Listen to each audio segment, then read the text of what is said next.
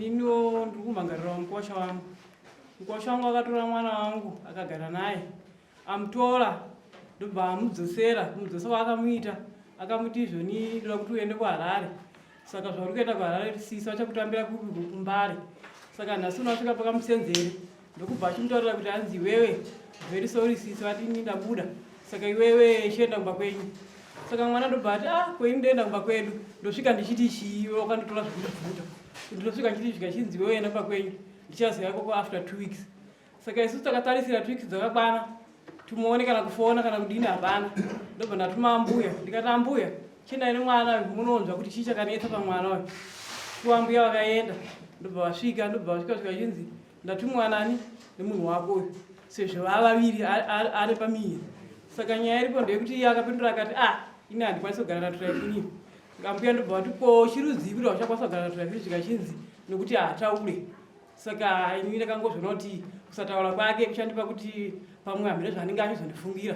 Saka inini handisi kukwanisa kugara naye.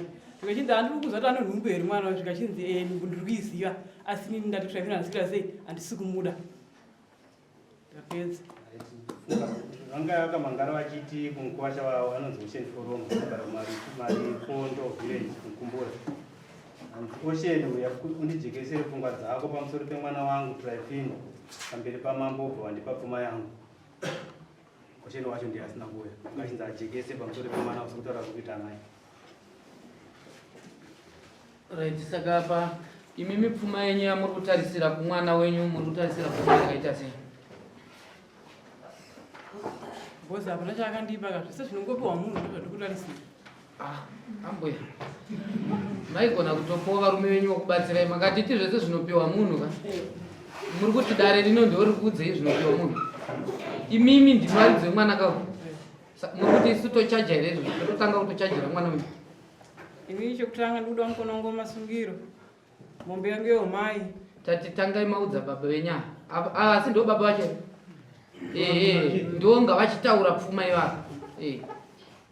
Pamusoro wedare zvechokwadi zvataona mai ava isu ndoda pfuma yangu kunkuwashiwa. Ndoda mukono wangu wamasungiro. Ndoda mombe yangu yedanga sezvo mwana wangu anyangadziwa atova nopamiri. Ndinoida mombe yangu iyoyo.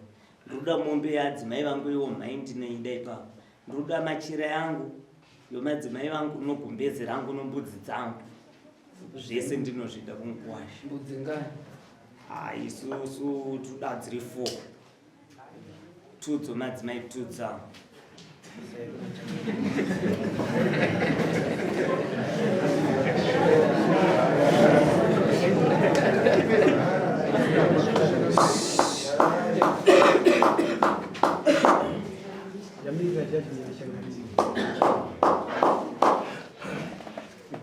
Amai mwana pamiri pacho paana pane mwedzi mungani? Pane pamiri.